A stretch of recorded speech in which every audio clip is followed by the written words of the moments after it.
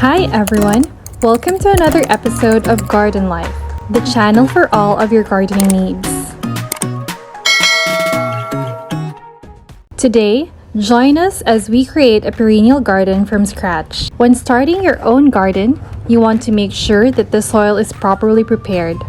This means that the soil is free from anything that can rob your new plants of nutrients. The first step should be to weed down the soil. We need to prepare the bed for planting. Get rid of the weeds and burn the grass down. The best soil for your garden will be loose, airy, and nutrient-rich. So be sure to remove any rocks, debris, or weed roots that could block the soil's ability to absorb water and provide nourishment to the plants. You can use any drill that you're comfortable with. We highly recommend an auger because it does a really great job for weeding. The auger allows greater depth of the drill, consistency and smoothness in holes, simpler boring, and keeps holes from getting clogged. We are loosening everything up so that we can get rid of anything that's in the soil, such as roots and rocks. You can use a shovel to do edging. It's great to put an edge to the flower beds to prepare them for planting. The greatest garden spades that may also be used as edging tools are square shovels. Straight lines are simple to cut with flat-tipped blade.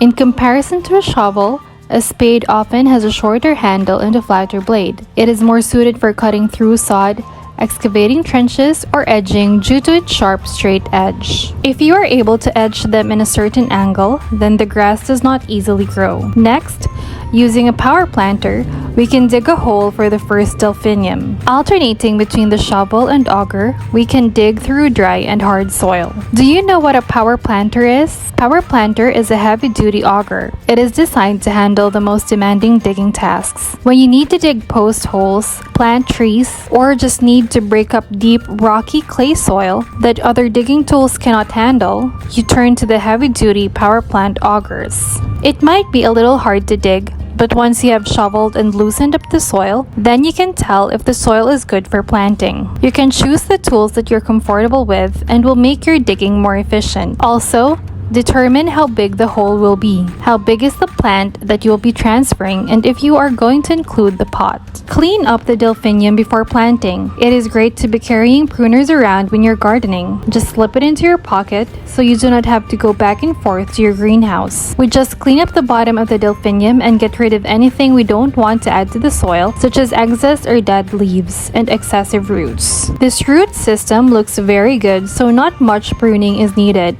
We do not need a very deep hole because we do not want to be planting our shrubs and perennials too deeply. Add biotone just above the soil after you have added a starter fertilizer. Sometimes we encounter animals like bunnies or mice tinkering with our delphiniums. Keep watching this video and we will show you how you can create a planter bed that animals won't be interested in, or we will show you how you can prevent them from attacking your plants. Once you're done planting, be sure to do the initial watering, and in this case, we will add compost to the topmost layer. Make use of compost, old leaves, mushroom compost, shredded bark mulch, bark fines, or composted manure, among other materials. Perennials usually stay in the same place for a long period of time, so creating a base that promotes healthy plant growth is produced by adding a lot of organic matter. A recommended compost is Miracle Grow. We always like to use native soil and triple shredded hardwood to prevent the weeds and grass from growing. The last and final step is to protect the new plants by adding a fence. Earlier, I mentioned how you can prevent rabbits, squirrels, or skunks